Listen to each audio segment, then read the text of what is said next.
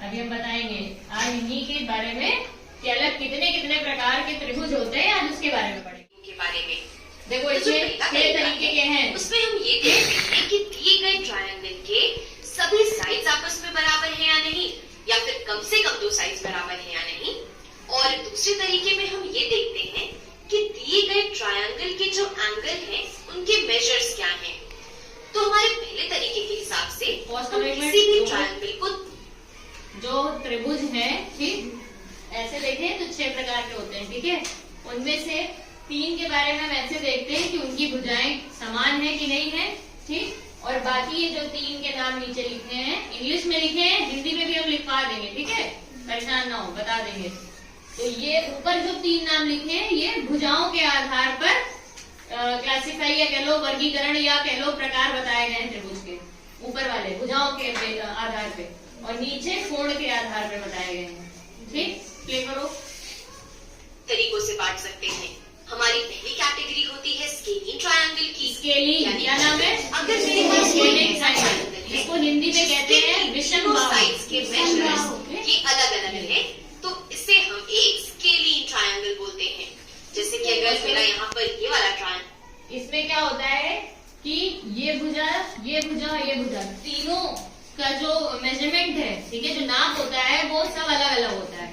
ये मान लो 3 सेंटीमीटर है, ये 4 है, तो ये 2 सेंटीमीटर है, ठीक। तीनों आपस में बराबर नहीं होती। जैसे होता है ना, हमारे में कल बताया था कि चारों भुजाएं बराबर होती है, लेकिन इसमें ऐसा, इस त्रिभुज में ऐसा नहीं होता है। इसकी तीनों भुजाएं अलग अलग उसकी होती है मेजरमेंट की, ठीक, अलग अलग नाप होता है सबका। ये करो।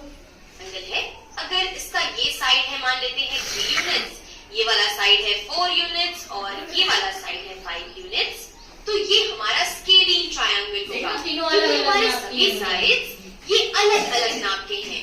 तो अब आइसोसेलेस ट्रायंगल्स वो ट्रायंगल्स होते हैं जिनमें कि कम से कम 2 साइड्स की लेंथ आपस में बराबर होती है।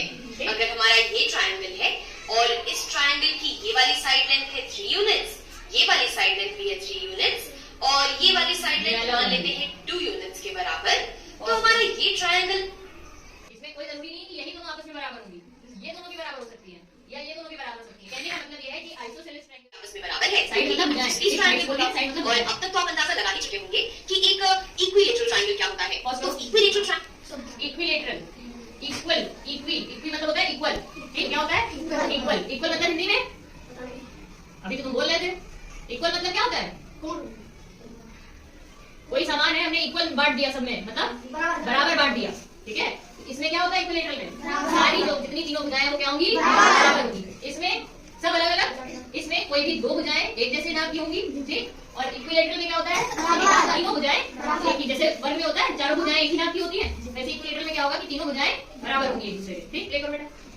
एक ऐसा ट्रायंगल होता है जिसमें कि सभी साइड लेंथ्स आपस में बराबर होते हैं। अगर ये मेरा एक ट्रायंगल है, इसका ये वाला साइड अगर 2 यूनिट है, ये भी 2 यूनिट है और ये भी 2 यूनिट है, यानी कि अगर इसके तीनों साइड्स आपस में बराबर हैं, तो आइसोसेलेस ट्रायंगल और इक्विलेटरल ट्रायंगल में कोई समानता दिखाई दे रही है किसी को? क्या? हाँ, बिल्कुल सही बोल रहा है। देखो आइसोसेलेस ट्रायंगल और इक्विलेटरल ट्रायंगल में इसमें भी 2 भुजाएं बराबर हैं और इसमें भी 2 भुजाएं आपस में, वैसे तो तीनों आपस में बराबर होंगी, लेकिन इसमें भी 2 भुजाएं बराबर है और इसमें भी 2 भुजाएं बराबर है। मतलब हम कह सकते हैं कि आइसोसेलेस ट्रायंगल जो है वो इक्विलेटरल ट्रायंगल है, लेकिन इक्विलेटरल ट्रायंगल कभी भी आइसोसेलेस ट्रायंगल नहीं हो सकता। समझ में आया हम क्या बोल रहे हैं? नहीं आया? नहीं आया ना?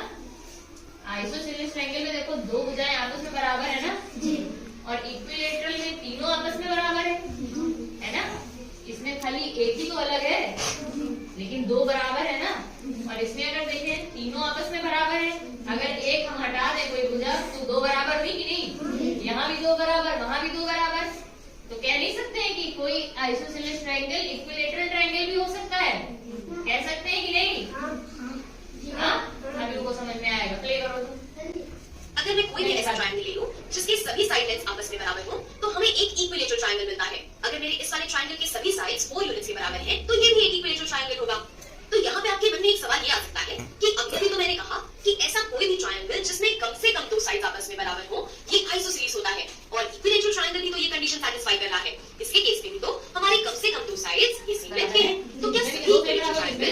बराबर समझ आई नहीं है? है। तो आप बिल्कुल ठीक सोच रहे हैं। इक्विलेटरल ट्रायंगल दरअसल आइसोसेलेस ट्रायंगल का एक स्पेशल केस होता है। यानी कि हर एक इक्विलेटरल ट्रायंगल आइसोसेलेस होता है, लेकिन सभी आइसोसेलेस ट्रायंगल इक्विलेटरल